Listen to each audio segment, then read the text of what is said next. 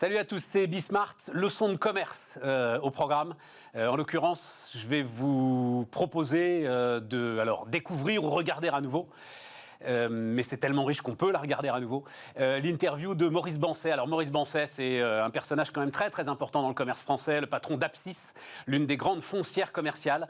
À un moment d'ailleurs, mais il va le raconter, il était bloqué dans son développement en France. Il est parti en Pologne pour apprendre énormément de choses et puis revenir. Et donc, et notamment à Paris, c'est l'emblématique centre Beaugrenelle qui est construit par Apsys. Donc voilà, Maurice Bancet, leçon d'entrepreneuriat aussi avec Rodolphe Karl, le patron de Babylou, et puis une histoire industrielle incroyable avec des brosses à dents. Vous allez voir, c'est Bismart. Donc Maurice Bancet, le président fondateur d'Apsys, est avec nous. Bonjour Maurice Bancet. Alors j'ai cité Beaugrenelle, mais à la limite c'est presque le plus petit par rapport à ceux qu'on va voir. Histoire incroyable, vous avez démarré en Pologne, Maurice. Absolument, j'ai créé mon entreprise en 96 et à l'époque il y avait un moratoire sur les autorisations d'urbanisme commercial. Il fallait que je trouve un marché. Et donc je suis allé en Pologne avec ma petite valise et j'ai décidé de conquérir le développement de l'immobilier commercial dans ce pays. C'était à Łódź, je crois, c'est ça? Alors j'ai fait mes premières opérations à Wrocław et Varsovie, puis après j'ai fait cette grande opération à Łódź qui s'appelle Manufactura et qui a été décerné Grand Prix mondial de la rénovation urbaine. Donc on en est très fiers. Parce que il fallait absolument que vous fassiez des centres commerciaux. Vous ne pouviez pas vivre sans faire de centres commerciaux. En fait, mon métier, c'est l'immobilier commercial. C'est mon métier, c'est surtout ma passion. Ouais, et donc, si vous voulez, il fallait absolument que je trouve des opportunités de développement, mais des centres commerciaux qui étaient déjà de nouvelle génération, puisqu'on a implanté en Pologne, en 1996, les premiers centres commerciaux, commerce et loisirs. Ça n'existait pas en France. On a été les pionniers également du développement de l'immobilier commercial dans le milieu urbain ou en centre-ville, comme Manufactura, dont vous venez de citer, qui est en plein cœur de ville, 27 hectares, 200 000 mètres carrés. Ouais. On a complètement sauvé cette ville. C'est le cœur de la ville, oui, absolument. C'est le cœur de la ville. Le cœur de la ville. 18% de taux de chômage. On a sauvé cette ville parce que des tas d'entreprises sont venues s'implanter dans cette ville quand elles ont vu la qualité de la réhabilitation de cette friche industrielle textile que nous avons rachetée, que nous avons redéveloppée. C'est ça une solution alors pour nos territoires, Maurice Bancet? Ce fameux territoire là dont on nous parle à l'abandon. Je pense vraiment que l'avenir, si vous voulez, du développement économique et notamment de l'immobilier commercial doit se faire en milieu urbain, en centre-ville, de façon à ce que nos villes qui bénéficient d'un capital architectural formidable, ça correspond véritablement à notre mode de vie. Nous sommes des Latins, nous avons une habitude de vivre dans la ville, nous sommes très attachés au lien social et on voit à quel point la période actuelle de crise sanitaire nous frustre terriblement dans ce domaine, le fait de ne pas pouvoir se rencontrer dans un restaurant, dans une salle de spectacle, etc.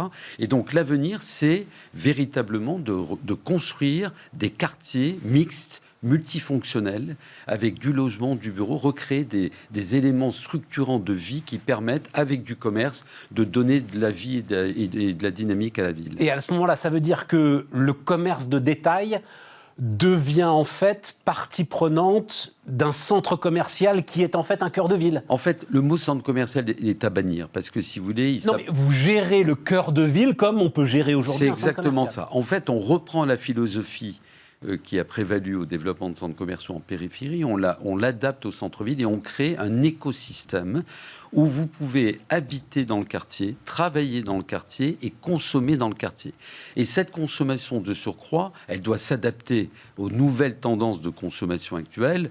La crise est un accélérateur formidable des évolutions de tendances qu'on constaté depuis plusieurs années, mais la crise va accélérer ce processus et on pourra peut-être y revenir. Non, mais allons-y tout de suite, parce que moi, ce qu'on constate, c'est que les commerçants, le retail traditionnel, on va dire ça comme ça, vont payer un très très lourd tribut à cette crise. Et c'est une manière pour eux de se relancer. Absolument. Alors vous avez des secteurs qui sont en crise, le textile depuis 10 ans. Et la crise sanitaire n'a fait qu'accélérer ce processus. C'est-à-dire la consommation de marques de textiles ne correspond pas forcément aujourd'hui aux attentes des consommateurs. D'abord parce qu'on a tous nos dressings qui sont pleins de vêtements et que le but, si vous voulez, de racheter tout le temps et en permanence et de renouveler cette proposition n'est pas forcément la priorité. Regardez tous les sites de revente d'occasion, regardez l'économie sociale et solidaire qui est très très importante aujourd'hui.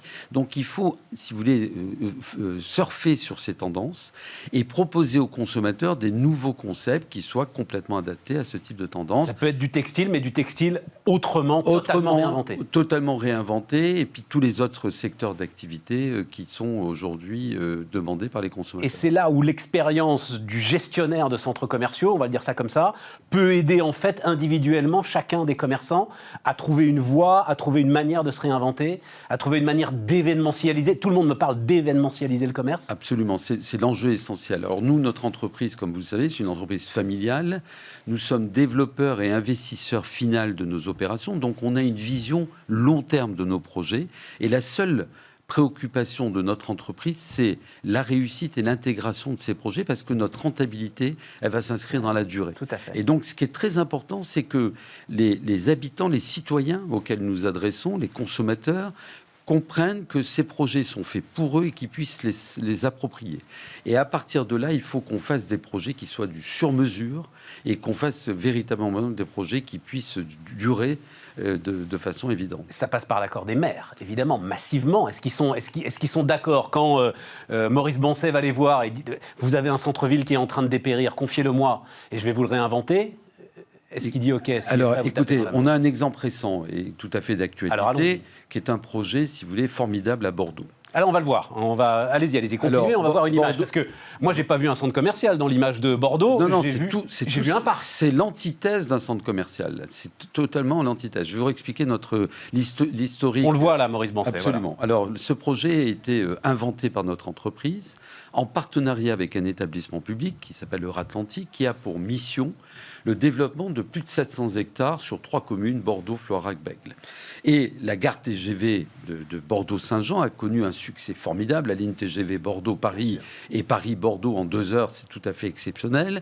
Donc plus de 20 millions d'utilisateurs aujourd'hui, avec des perspectives à 25 millions. Et devant cette gare, quand on sort devant la gare, on est extrêmement déçu parce que Bordeaux a connu une dynamique de revitalisation formidable sous l'égide de son maire Alain Juppé, le maire précédent, et donc avec la requalification des quais qui est tellement prisée par les Bordelais, etc., etc. Et quand vous sortez de la gare, vous avez un quartier qui est véritablement paupérisé, et donc une forme de déception très forte entre l'image réelle de Bordeaux et de sa revitalisation et la réalité. Et donc on a proposé à la municipalité de Bordeaux, à l'établissement public, de créer un nouveau quartier de 67 000 m² que vous voyez là, et avec comme principe, à partir du parvis de la gare, vous avez une rue piétonne de 600 mètres de long qui rejoint la Garonne. Et c'est la première fois qu'on réconcilie... Mais là, je vois que des arbres, Maurice, ils sont où les magasins? Où est-ce que... Alors, vous les avez sur la droite, c'est la partie, si vous voulez, urbanisée sur la droite. Ça, c'est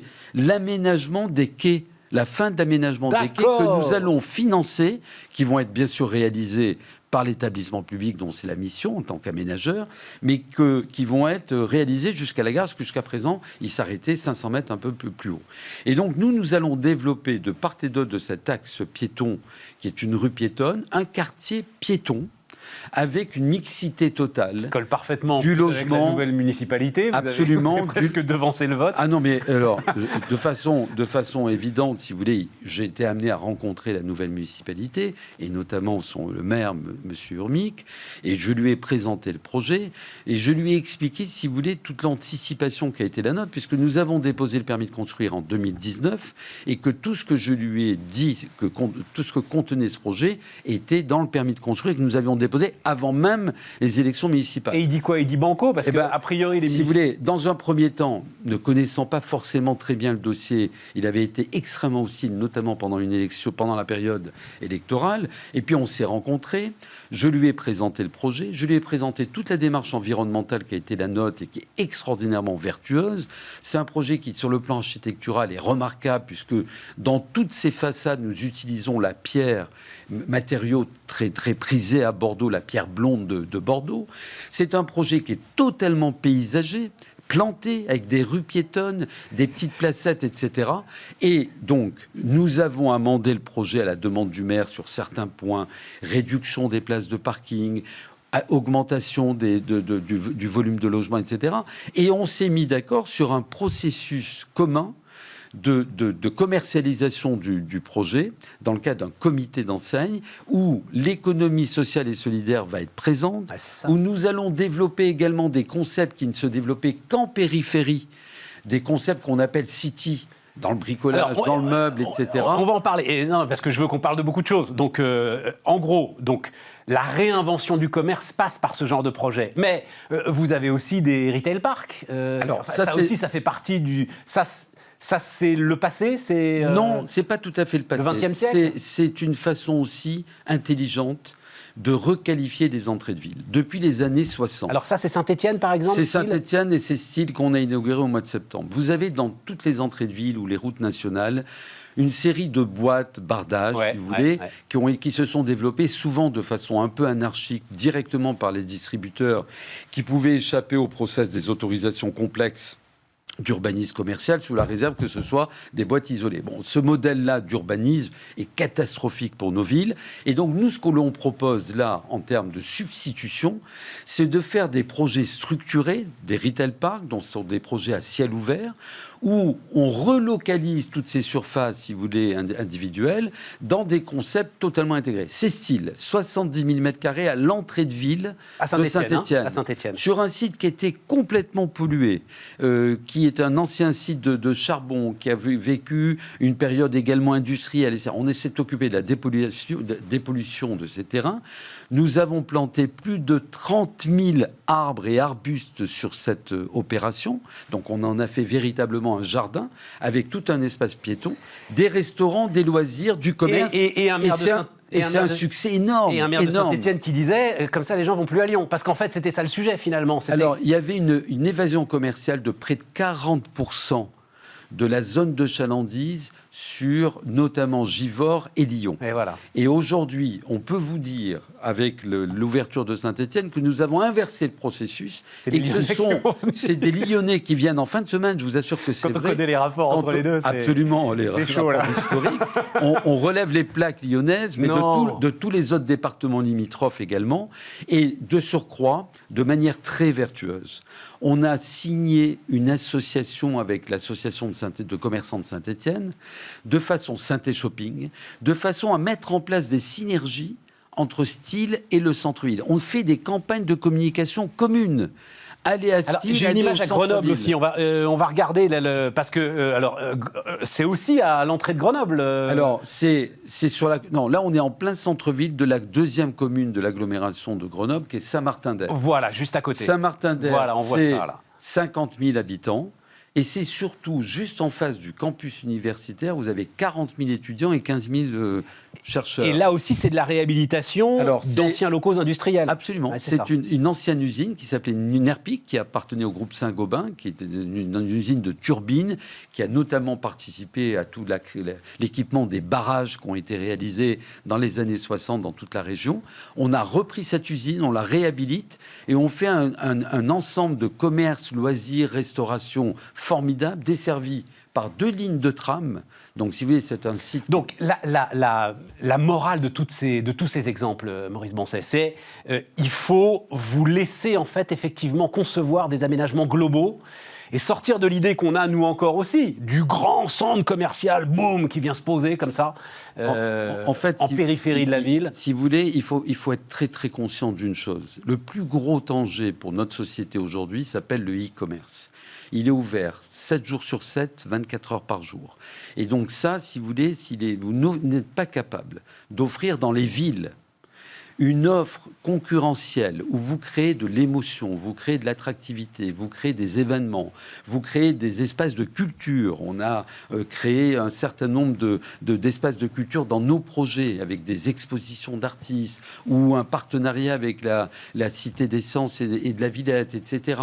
On est capable de faire des projets sur mesure. Les intérêts sont alignés entre l'investisseur final que nous sommes et les collectivités qui sont en face, parce qu'on a une vision vision long terme. On n'a pas juste une démarche spéculative de faire une opération, de la revendre très vite et de partir. Donc nos intérêts sont alignés. C'est ce que les municipalités de plus en plus comprennent. Et il faut que ce soit des professionnels aguerris qui s'occupent de la problématique du commerce. Parce que le commerce, ça ne se décrète pas. C'est une science qui est très compliquée, qui est très difficile et sur laquelle, si vous voulez, l'expérience que nous avons cumulée depuis 25 ans, puisque nous existons depuis 25 ans, sur le plan national et international, nous permet aujourd'hui, avec des équipes dédiées, d'apporter des réponses complètement appropriées aux problématiques qu'on nous pose, et elles sont toutes différentes. Je pense, alors, parce que c'est juste le mot lieu de culture qui met... Alors, c'est pas vous, mais je pense que ce qui a été fait à Marseille, juste à côté du Grand Musée de la Méditerranée, est sans doute aussi un symbole de la façon dont un quartier qui était en train de dépérir est totalement revitalisé, et comment le mariage avec la culture, qui paraît pour certains une hérésie, en fait se fait de manière naturelle, spontanée, absolument calme. C'est presque un prolongement finalement. Oui, c'était des anciens sites portuaires qui étaient complètement désertifiés et qui sont repartis en termes d'attractivité. Un mot quand même de la crise que... alors vous êtes assez optimiste d'ailleurs, hein, Maurice, vous me le disiez, vous pensez que le plus dur est passé, mais... À un moment, là, l'ensemble de ceux qui gèrent ces grandes surfaces commerciales s'est posé la question des loyers. Comment est-ce que vous avez géré ça? Comment est-ce que Apsys a géré cette période très particulière? Alors, la crise que nous traversons est une crise sans précédent. Je pense que c'est la plus grave crise économique du monde moderne. Je pense que ça sera inscrite dans les livres d'histoire dans quelques années, quand on aura un peu de recul, comme vraiment la crise la plus importante. Et donc, si vous voulez, je minimise pas ce que nous avons traversé en 2020, qui a été très violent, et ce que nous continuons malheureusement à traverser. Le seul élément positif, c'est l'arrivée des vaccins.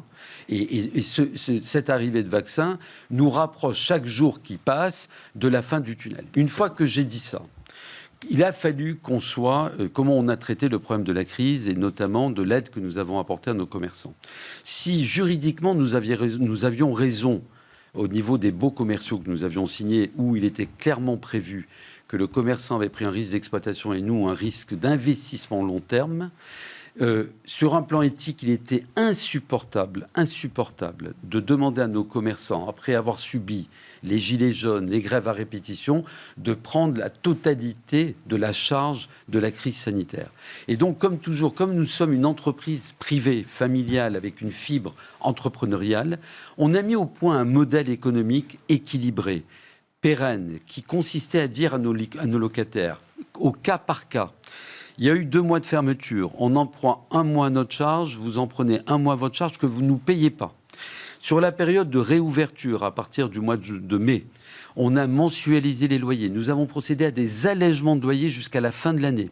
Ces allègements de loyers et le mois qu'ils nous devaient, on l'a étalé sur 2021, voire 2022, lorsqu'on a analysé les comptes d'exploitation des commerçants. Sur ces bases-là, nous avons signé 95% d'accords avec l'ensemble de nos commerçants de notre parc, et avec des lettres de remerciement, des SMS, des mails, nous disant qu'ils appréciaient le principe de responsabilité de notre entreprise, de les accompagner. Moi, je veux dire une chose, je n'ai rien de plus important, à part mes collaborateurs, que mes clients. C'est le fonds de commerce, la valeur d'une entreprise. Et vos clients sont les commerçants. Et les clients, ce sont les commerçants. Absolument. Et donc, on s'est montré vertueux. On a continué au mois de novembre en suivant la recommandation gouvernementale, en annulant les loyers comme le gouvernement l'avait prévu, moins de 250 salariés, etc. Et puis, on va continuer, bien évidemment. Mais vous voyez, ça aussi, c'est quand même un travers de notre cher pays. C'est que big is beautiful quand même. C'est-à-dire que c'est parce que vous avez 35 centres commerciaux, une surface financière importante, une gestion solide, que vous pouvez vous permettre de faire ça. Il faut des groupes puissants importants pour pouvoir justement passer ces chocs et pas être balayé. Alors, je veux dire, merci de nous considérer comme un groupe puissant important. Ah bah quand même, 35 centres... Non, d'accord, vous êtes en même temps, non, on est une boîte familiale. On a créé cette entreprise avec 0 equity, au départ. On a, si vous voulez, depuis 25 ans, le modèle, c'est que depuis 25 ans, on n'a jamais distribué 1 centime aux actionnaires.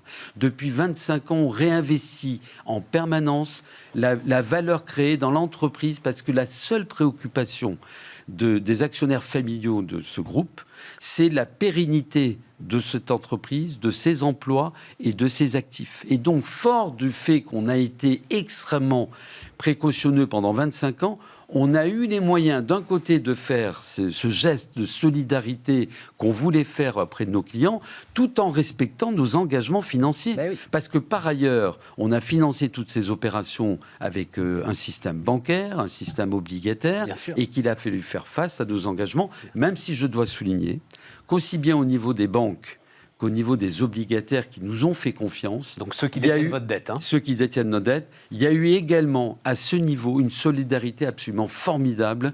Les banques ont tout de suite réagi positivement en nous accompagnant, en faisant des moratoires de l'ordre de 6 mois. Et les obligataires nous ont réinvesti. C'est une contrepartie de la taille.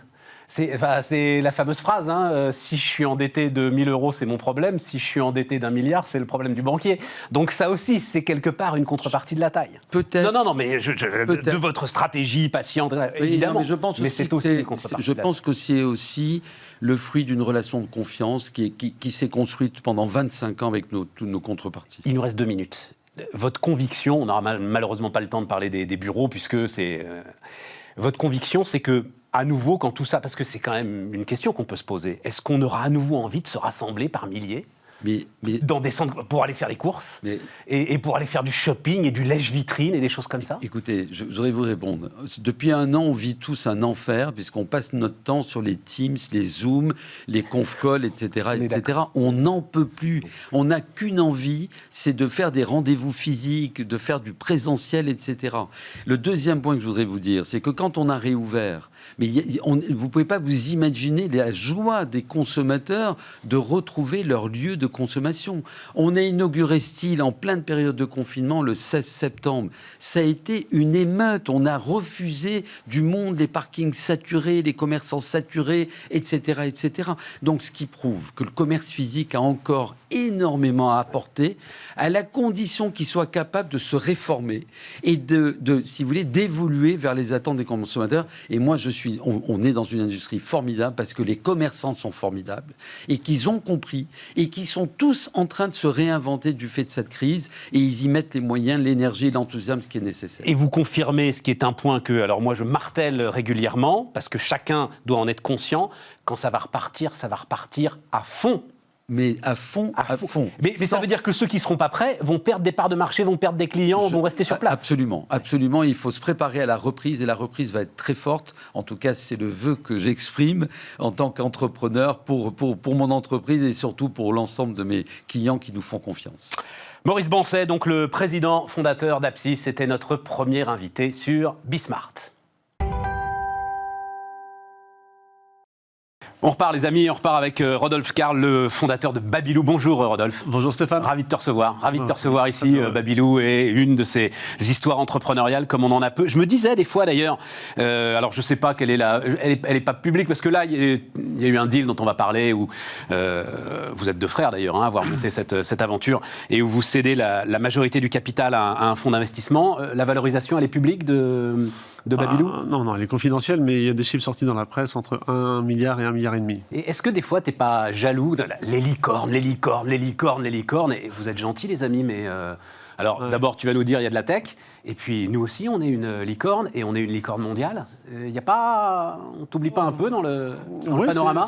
C'est vrai que parfois, je me suis fait la remarque, on était complètement sous le radar, parce qu'on n'est pas tech.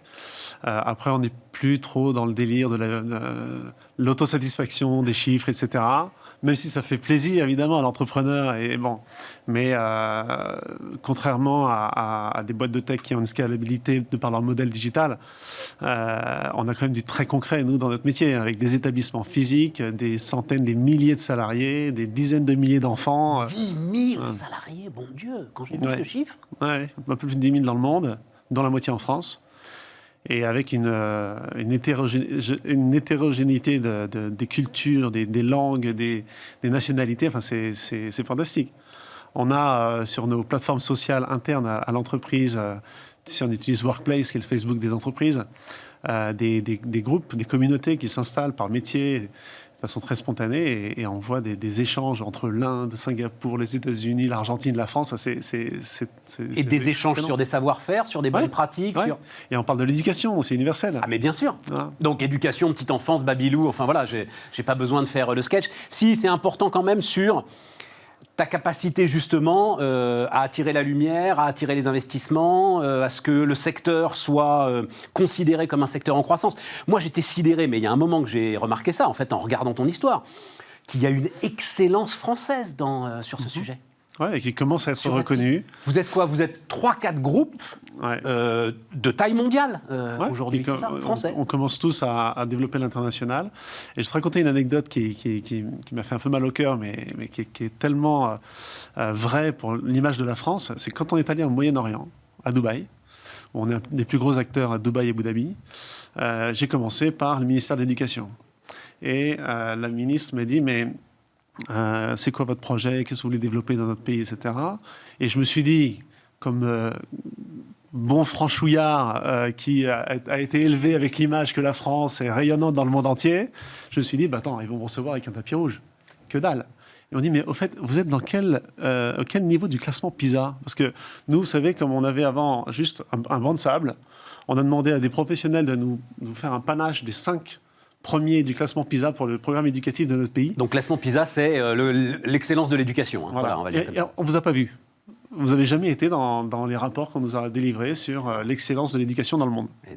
Et donc ça fait mal au cœur. On est quoi? On est 25, 26e, je crois. Exactement. Ça, essentiellement pour des problèmes de mauvaise insertion sociale et d'inégalité qui se creusent au fur et à mesure que tu avances dans l'âge des enfants. Tout à fait. Donc ça fait mal au cœur. Et Babylou, à sa petite échelle, commence à poser des jalons de l'excellence éducative française, alors au niveau de la petite enfance. Mais on a compris en 20 ans, là, avec les neurosciences et avec le digital qui arrive de plus en plus tôt auprès de nos jeunes enfants, à quel point ces premières années, même ces premiers mois de la vie, sont déterminants pour la réussite de l'enfant après. Et avant qu'il soit englué dans le digital et les plateformes des GAFA, on peut leur bâtir un vrai cerveau très humain, de l'intelligence humaine et pas artificielle, pour les préparer au monde de demain. Le père de famille nombreuse que je suis a été, à un moment, il y avait un bouquin qui s'appelait notamment « Tous jouent avant 6 ans ». Ouais, bien sûr. J'ai toujours trouvé que ça traumatisait les parents. J'ai toujours trouvé, je dis, mais c'est pas, c'est comme ça qu'on voit, c'est comme ça qu'on voit des parents devenir hystériques sur des pauvres marmots qui. Et maintenant, quand on est vieux, on a envie de leur dire, on est en forêt, etc. Mais laisse-le jouer, bon Dieu, laisse-le vivre, laisse-le se traîner dans la boue, laisse-le tout. Exactement. Oui, mais tu comprends, c'est une pression. Oui, ça met la pression. Qui va toujours poser un problème, Rodolphe. Ça met la pression, et du coup, la réponse à cette pression, c'est les parents se stressent, et les enfants le ressentent. Ouais. Alors, en fait, ce dont les enfants ont besoin, c'est juste de la sécurité affective, où on sent qu'avec ses parents, on est en sécurité pour explorer, pour découvrir, pour recevoir. Et il ne faut surtout pas tomber dans le piège de la pression. Ouais, c'est ça. Mais ça veut dire, alors j'allais y venir de toute façon un peu plus tard, mais allons-y, c'est le léger pivot que tu es en train de faire d'une garderie améliorée. Tu es en train de devenir un groupe d'éducation, en fait. C'est exactement ça. Et dans la case EdTech, tu vas pouvoir rentrer dans la bonne case des licornes. Ça a été accéléré par un phénomène de différence dans la France et les autres pays. C'est qu'ici, en France, c'est le seul pays où le 0-3 ans est rattaché au ministère de la Santé et pas de l'Éducation. Dans tous les autres pays où nous sommes, je savais même pas ça. Nous sommes dépendants du ministère de l'Éducation. C'est-à-dire que la vision politique du 0-3 ans est très différente entre la France et le reste. Et ça a une raison historique. C'est sorti de la guerre, en 1945, on crée les PMI, les services de PMI, protection maternelle et infantile dans les conseils généraux, et on est dans un réflexe de protection de la nation, post-guerre, où on dit, à la naissance, on va protéger les enfants, et on a une approche santé. Faire reculer la mortalité infantile au maximum. Ouais. Dans tous les autres pays, le 0-3 ans est considéré comme un enjeu éducatif. Parce que tout ce qui est santé, sécurité, hygiène, c'est le b.a.-ba. Donc de toute façon, c'est là. Et en arrivant dans nos nouveaux pays, On a été d'abord dans des discussions avec les institutions publiques, les autorités qui sont beaucoup plus éducatives que santé. Et on a couvert le 0-6 ans, parce que l'école ne commence pas à 3 ans, mais à 6 ans, dans la plupart des pays. Et donc, alors qu'on était très français, on se disait, nous, on est sur le 0-3, on ne traite qu'avec des médecins, des infirmières. Après 3 ans, c'est l'éducation, c'est Blanquer, c'est l'école maternelle, c'est l'éducation nationale. C'est un autre monde. En fait, non, c'est pas un autre monde. Il y a une continuité. Et finalement, couvrir 0-6 ans, ça nous a donné un nouvel angle, beaucoup plus éducatif que juste sanitaire. Donc, y compris en France, alors? Ouais. On a une quinzaine d'écoles Montessori bilingues. C'est un démarrage. Mais je dirais surtout sur la France, ça change notre vision et notre approche, même sur le 0-3 ans. Et pour l'entrepreneur, si on parle business, il y a plus de valeur à aller chercher de ce côté-là? Non. Ou une nouvelle... Non. Pas en France. Pas en France, non. Pas du tout. Non. D'accord. Non, par contre, quand on fait nos analyses de marché, je me souviens quand je suis installé en Allemagne, tu sais, je suis parti 4 ans en Allemagne. Mais j'allais en dire un mot. Voilà. Non, mais juste précisons tout de suite, c'est réfléchir, monter une filiale. Rodolphe Karl, il est pas... Voilà, je monte l'Allemagne, je pars à Munich. J'avais jamais appris l'allemand, page blanche, personne m'attend, et restart. Voilà. Je quitte mes 4000 salariés à Paris, qui je dis avec un COMEX hyper qualitatif, que des pros, que je drive depuis 10 ans. Et puis je leur dis, je vais moi-même me mouiller, et puis il ne faut pas que je me plante, parce qu'il faut que je montre l'exemple. Bon, ça a fonctionné, on est leader en Allemagne aujourd'hui, on fait presque 100 millions de chiffre d'affaires maintenant en Allemagne. Conseiller du gouvernement même à un moment. Tout à fait. Parce que la politique de la petite enfance est un vrai sujet, était un vrai sujet en Allemagne à un moment. Oui, ils se sont très bien rattrapés, parce que maintenant, ils dépassent la France en coverage. Ce que je voulais dire, c'est quand je suis parti en Allemagne, tout le monde s'est foutu de ma gueule. On dit, mais les Allemands ne font pas les Allemands ne font pas d'enfants. Et donc, il y a un marché qui est minuscule, et en plus, c'est mal vu les femmes ne travaillent pas. Voilà, de travailler lorsqu'on a quand on a une maman de jeune enfant. Exactement. Bon, sauf que mon terrain de jeu, c'est pas le 0-3 ans. Si je parle business et entrepreneur, c'est pas 0-3 ans, c'est 0-6. Donc, peut-être qu'il y a moins de natalité, mais on couvre 2 fois plus de tranches d'âge. Donc, mon cœur de cible, c'est pas les 2,4 millions d'enfants en France, c'est 6 millions d'enfants allemands. Et finalement, quand on se dit juste, faire un raccourci, il y a moins de natalité dans un pays. D'abord, c'est pas figé, parce que depuis 2014, ça ne cesse de monter, et ils sont en train de rattraper la France. Et nous, on baisse. Et ensuite, on a une taille de marché beaucoup plus élevée. Ouais. Bon, la croissance face au choc. Donc, toute cette histoire de croissance, elle s'est pris, elle aussi, et alors dans des conditions particulièrement difficiles, j'imagine. Elle s'est pris le choc du Covid. Il faut, en fait, la façon dont je pose la question maintenant aux entrepreneurs comme toi, c'est qu'est-ce que tu as appris de ce choc, de la gestion de ce choc? Qu'est-ce que tu as appris?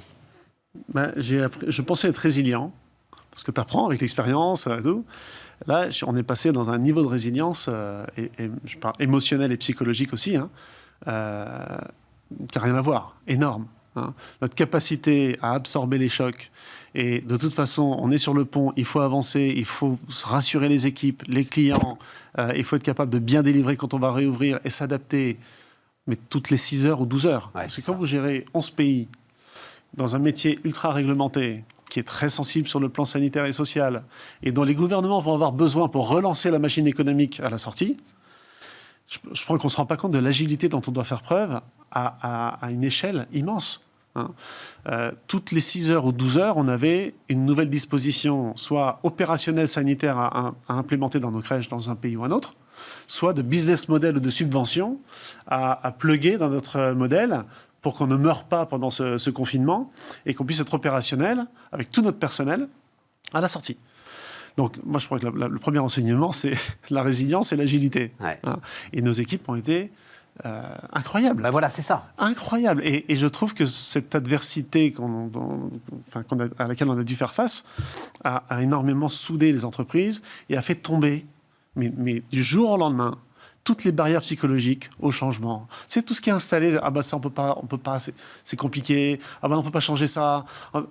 En fait, là, tout est tombé d'un seul coup. Et on le voit aussi à l'échelle du gouvernement. Dans les rapports entre le patronat et les syndicats, tout à coup, il y a des automatismes qui étaient installés depuis des décennies qui disparaissent. Et on prend plus de temps, on prend plus de temps pour parler d'un sujet de réforme, on passe à côté de la loi parce qu'on n'a pas le temps de trop discuter, il faut juste délivrer. T'as raison. Et la France était championne du monde sur le sujet. Bah, même les Français, ils ont réussi à dépasser ça. Et les lourdeurs administratives. Alors, question juste structurelle, mais l'une des clés du succès de Babylou, ça a été de s'adresser aux entreprises et comprendre qu'il y avait un gisement sur les crèches d'entreprise. Bon, là, télétravail. Est-ce que tu réfléchis, tu es dans la situation de Sodexo, c'est-à-dire, ah oui, mais s'ils sont à la maison, ils ne vont plus amener les mômes dans les crèches d'entreprise. Est-ce que pour toi, il y a un changement structurel? Alors, en 2010, avec toi, j'ai annoncé publiquement la création de 1001 crèches, je ne sais pas si tu te souviens. Oui, absolument. Qui était une révolution dans notre secteur, qui est de ne plus concevoir la crèche comme la crèche dans mon bureau, sur mon lieu de travail, mais la crèche d'entreprise près du domicile des salariés. Et je t'avais dit, tu verras, la vision, c'est que ça fait du sens pour le fonctionnement de la société, pour les salariés, d'avoir leurs enfants gardés dans une crèche à côté de la maison et non pas proche du bureau. J'avais donné même comme exemple, c'est pas le sens de l'histoire de mettre des poussettes dans le RER à 8h du mat ou de dire aux parents arrêtez de prendre le métro, prenez la voiture. T'as raison. Bon, quand le confinement est arrivé, télétravail, eh ben, on s'est dit, heureusement qu'on a eu cette vision. Oui. Parce que télétravail ou pas télétravail, à la fin, l'enfant est toujours gardé à côté de la maison. Donc, il n'a pas eu besoin de changer d'univers. Les entreprises ne se sont pas trouvées confrontées à « mince, on a créé une entreprise dans l'immeuble ou à côté de l'immeuble, elle est vide ». Et on a des salariés qui, au contraire, pendant le confinement, ont encore plus compris l'intérêt de la crèche Babylou, puisque travailler avec son enfant présent dans la maison, c'est juste pas possible. Ouais. Ah oui, ça a été... Enfin, je ne crois pas que ça ait été une révélation pour les parents. Je pense que chacun le sentait. C'est peut-être pour ceux qui n'avaient pas d'enfants, justement, qui n'avaient pas compris à quel point il y avait un sujet. Voilà. Mais je vais te raconter comment on est rentré dans ce confinement et comment on l'a vécu, parce que tu posais une question tout à l'heure sur le choc de croissance. Parce que le temps tourne quand même. On a fait un gros deal, comme tu l'as dit en préambule. J'allais en parler. Ouais. Le 5 mars, on a reçu les offres préliminaires. Ah non, on n'en a pas parlé de celui-là. Je ne l'ai pas dit en préambule. Tu as fait un gros deal avec la Chine? Non. Non. Ah non. Sur le capital du groupe Babylou. Le 5 mars, on reçoit les offres préliminaires. Offres préliminaires, ça veut dire quoi, offres préliminaires? C'est les premières offres... de ce fonds d'investissement? Des concurrents, qui veulent investir chez Babylou, avec objectif de signing 30 mars. Et donc, 17 mars, rideau. D'accord. On est rentré dans ce confinement, dans cette ambiance-là. Donc, ça a été très, très dur psychologiquement et émotionnellement. Et on a tenu pour signer un deal le 6 août, dès qu'on a vu que l'économie allait redémarrer. Et on a closé le 17 novembre avec le fonds Antin, à qui on a confié le contrôle de Babylou. Nous gardons avec mon frère 25% du capital. Et pourquoi alors? Pourquoi est-ce qu'à un moment, au bout de combien de temps 18 ans. 18 ans. Ouais. Pourquoi? Parce qu'on est dans un métier qui nécessite beaucoup de capex, beaucoup d'investissement. On a poussé au max ce qu'on est capable de faire en gardant le contrôle sur une dette raisonnable et le contrôle du groupe et de la croissance. Et on ne veut pas passer 5 ans là à juste se dire on y va pépère pour garder le contrôle et démotiver toutes nos équipes qui sont là avec le couteau entre les dents pour construire un vrai leader mondial. Voilà. Et aujourd'hui... Donc c'est pour accélérer? C'est pour continuer notre rythme de croissance. On peut maintenant rêver très grand. On a rêvé grand et on a réalisé nos rêves, mais là maintenant on peut rêver très grand. On a des équipes exceptionnelles dans tous nos pays. On n'a pas peur, on est confiant dans l'avenir. Quand on rentre dans le confinement, on est à 11 pays, on en ressort à 12 pays. Okay, on achète une super boîte en Hollande le fin mai. Et aujourd'hui, ça y est, on démarre une nouvelle aventure avec Quentin sur une vision long terme pour devenir le champion mondial. Alors, pour devenir le champion mondial, il y a un pays incontournable, c'est la Chine.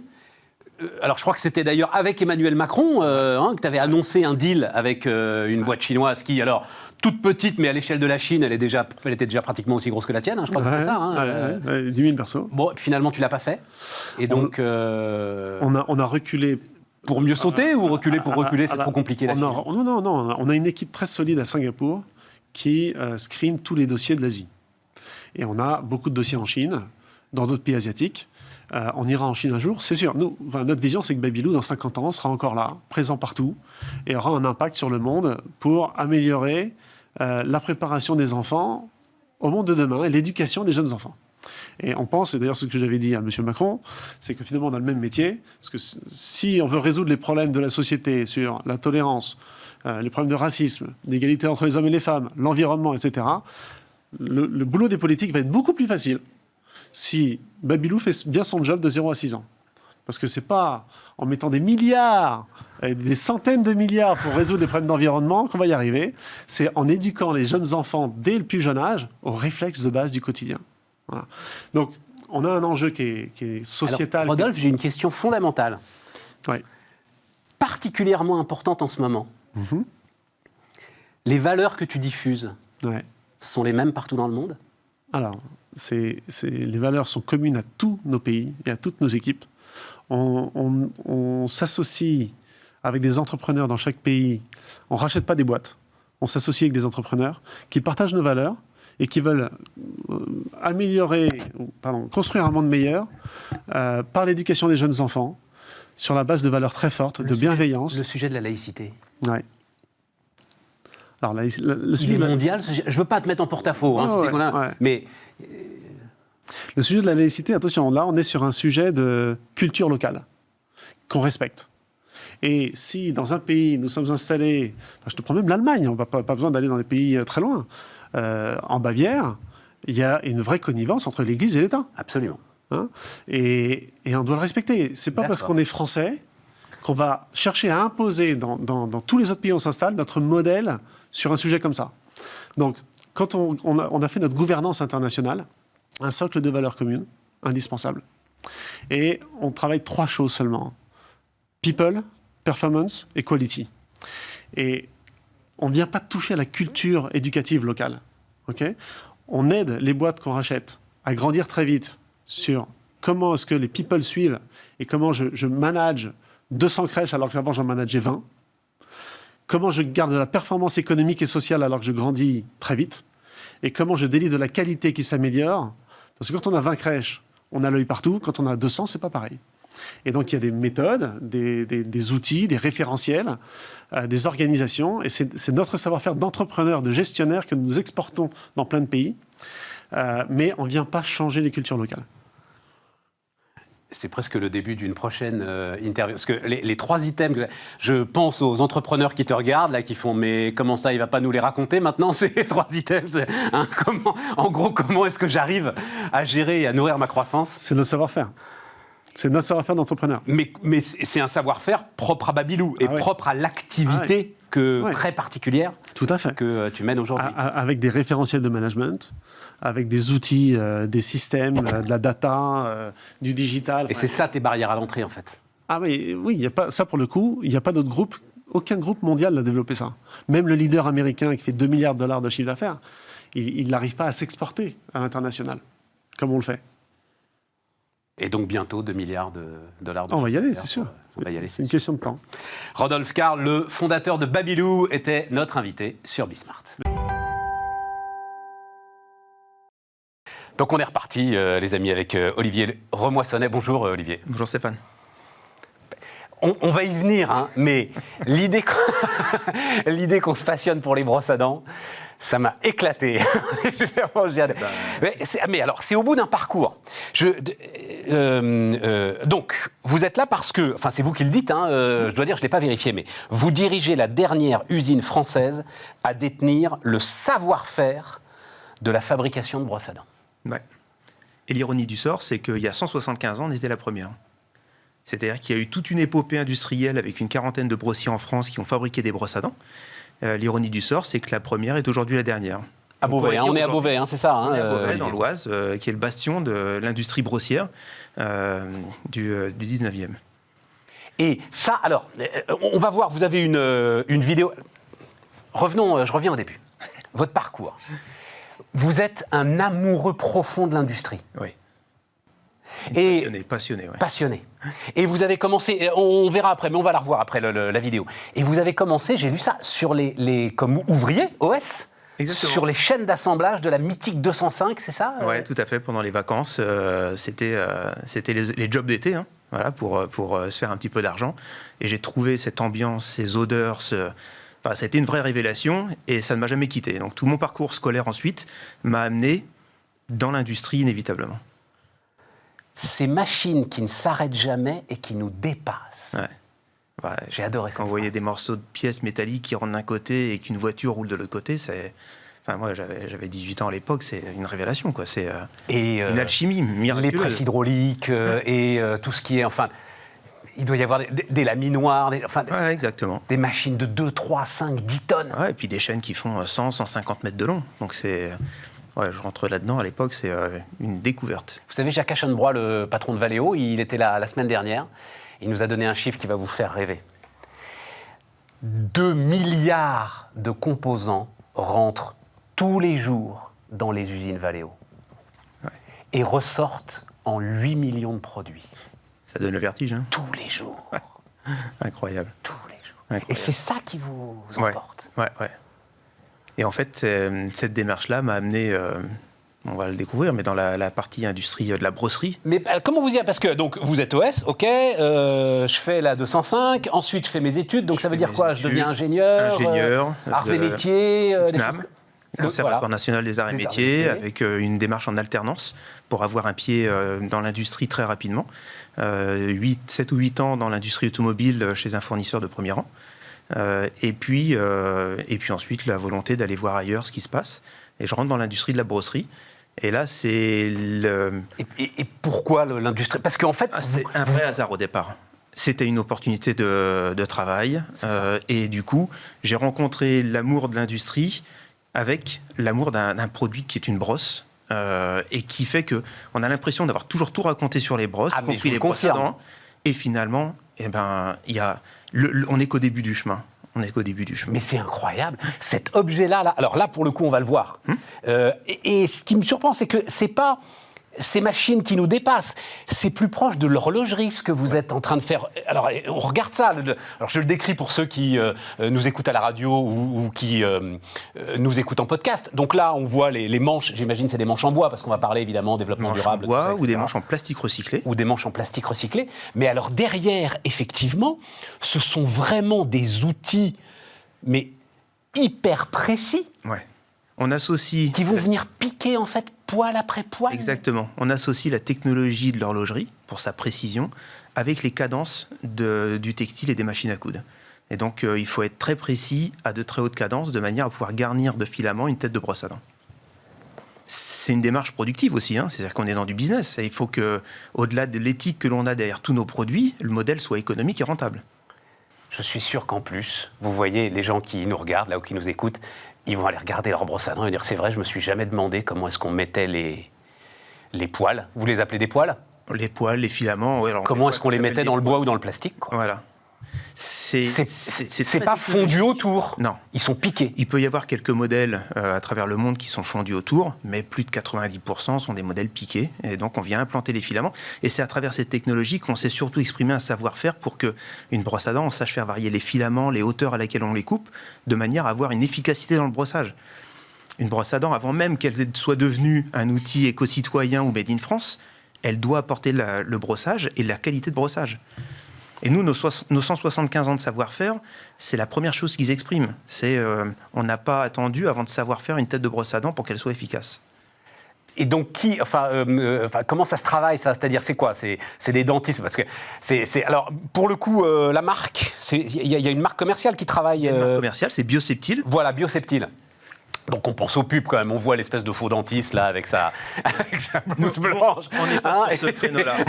On n'est pas sur ce créneau-là parce qu'en fait nos valeurs sont des valeurs de transparence derrière. Mais non, mais c'est quoi ce créneau? Moi je l'aime bien ce créneau, c'est le créneau de la vente, de la pub, de la croissance, tout va bien. Je le renie pas. Ah, je le renie pas. Je dis simplement que on a face à nous des multinationales. Il n'y a plus d'intermédiaire. Il y a Bioseptile et il y a des multinationales. Et donc pour pouvoir s'exprimer, Bioseptile, c'est l'efficacité dans la conception des produits, mais c'est aussi 100% de produits qui sont issus de démarches éco-citoyennes. Et c'est aussi une vraie démarche pour arriver à faire des produits made in France sur des objets. On est dans la catégorie des objets de grande consommation, les PGC. Et donc, on est rabattu sur une productivité des prix qui fait que soit on est dans le prix de marché, soit on est dehors. Et donc, notre objectif, c'est de dire, c'est pas parce qu'on est français qu'on va être plus cher. 3,50 € à 4,50 € la brosse, on est largement dans le prix de marché. avec des vertus éco-citoyennes, 100% en plastique recyclé, des filaments bases végétales, du bois issu de forêts éco-gérées en France. Tout ça fait une alchimie où, à un prix qui reste le prix de marché, on arrive à faire des produits qui sont made in France et éco-citoyens. C'est ça la démarche de la reprise d'activité il y a 8 ans, parce qu'on n'en a pas parlé, mais en fait, cette entreprise allait disparaître il y a 8 ans. Donc, cette entreprise allait disparaître il y a 8 ans, tout était parti en Chine. Il y avait eu une grosse vague de délocalisation par le précédent propriétaire, contraint par une démarche de prix avec un modèle économique lié essentiellement à la grande distribution. Cet enchaînement, on le connaît, hein, il n'est pas neuf.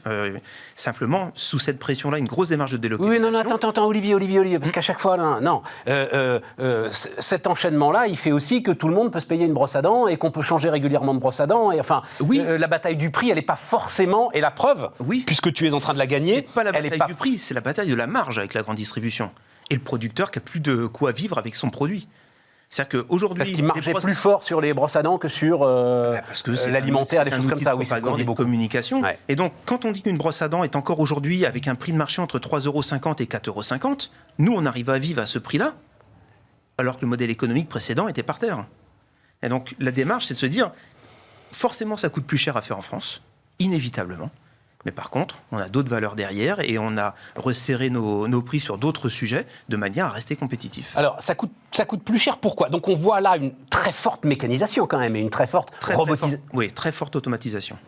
Très forte automatisation parce que les cadences permettent d'avoir la quote-part de la main-d'œuvre qui va permettre d'avoir un outil qui va être mis sur le marché, une brosse à dents, à un prix compétitif. Alors, je ne me trompe pas, l'usine donc, était en liquidation décembre 2012. Oui. Et vous, parce que vous êtes 3, je crois, associés. On est 2, avec mon associé Olivier Voisin. Voilà, vous êtes 2 associés dans cette histoire. Associés dans cette histoire. Et vous avez pu reprendre la moitié des ouvriers qui étaient sur le truc là. La moitié des ouvriers, préserver le savoir-faire et faire un virage. Alors c'est quoi le savoir-faire? Alors justement, c'est quoi le savoir-faire dans la mesure où on voit cette mécanisation et cette automatisation Concevoir la tête de la brosse, avoir une maintenabilité de l'outil de production, l'entretenir et savoir investir. Là, c'était notre joie d'il y a quelques semaines. La première machine de brosse à dents neuve qui est arrivée sur le territoire, ça fait près de 20 ans qu'une nouvelle machine de brosse à dents n'était pas rentrée sur le territoire. La première machine de brosse à dents depuis 20 ans est arrivée la semaine dernière à l'usine. C'est-à-dire que notre métier, c'est faire des brosses à dents, c'est entretenir un savoir-faire, c'est assurer la pérennité de l'entreprise. Et puis, c'est le plaisir au quotidien de travailler avec des équipes qui détiennent ce savoir-faire. Moi, je suis le porte-drapeau. Je suis là devant toi et puis on discute. Ouais. La réalité, c'est qu'il y a 30 personnes à l'usine qui détiennent ce savoir-faire, qui sont engagées au quotidien dans cette bataille. On est toujours en train de se repositionner, de se remettre en question pour faire en sorte que... Un exemple. Depuis maintenant 3 ans, on voit des brosses à dents en bambou arriver massivement sur le marché. Et on dit, on ne va pas laisser ce truc-là faire là. Des brosses à dents en bambou aux vertus éco-citoyennes qui font 10 000 km pour venir dans sa salle de bain. Un contresens écologique. Total. Et on dit, on va aller chercher une filière de bois français. Et pour aller chercher cette filière de bois français... C'est celle que j'ai là devant moi, là? C'est celle que j'ai là. Celle-ci, elle est en bioplastique. On pourrait y revenir après. On dit, on va aller chercher du bois qui a été déclassé dans nos scieries. C'est du hêtre rouge. Le hêtre rouge, il a la particularité, quand il est légèrement plus coloré, il est déclassé et on garde que le hêtre blanc pour l'ameublement. Et nous, on a dit, c'est une filière qui ne sait pas quoi faire de cette activité. On va aller récupérer ce hêtre rouge et on va en faire des brosses à dents. Et aujourd'hui, on positionne des brosses à dents au même prix que les brosses à dents en bambou avec une filière de bois français. Après, la difficulté, là, tu me l'expliques. La difficulté, c'est de le faire savoir. Sur un packaging le plus simple possible, voilà. De faire savoir arrêtez d'acheter du bambou, c'est absurde, voilà. Et prenez du bois déclassé des forêts françaises. On engage sur le bon sens de tout le monde. C'est-à-dire que et alors non, parce que tu es vendu pas en grande surface justement, c'est ce que j'ai vu. Quasiment plus en grande surface. C'est les pharmaciens. On est vendu, notre premier réseau, c'est les réseaux bio, qui nous ont fait confiance il y a plus de 5 ans. Ah oui, c'est pas mal ça aussi. Et qui n'avaient pas forcément vocation à vendre des produits comme les brosses à dents au départ, et qui ont trouvé leur chemin, et on les a accompagnés dans cette démarche-là. Donc on a un peu plus de 1600 points de vente qui nous accompagnent en bio en France, à travers les plus grandes enseignes nationales. On est vendu aussi en pharmacie, et on est vendu, c'est ce qui fait aussi notre renommée dans les foyers, à travers notre site bioseptile.fr, on fait des abonnements, et les clients qui sont satisfaits de leur brosse à dents peuvent basculer en abonnement.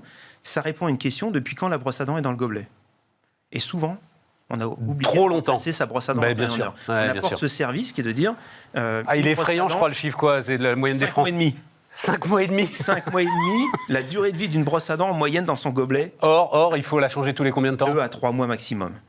Et nous, on n'est pas là pour... Et les poils de la brosse, ils sont faits en... Ils sont en quoi? Parce que là, on est sur des filaments, nouvelle génération, bioplastique.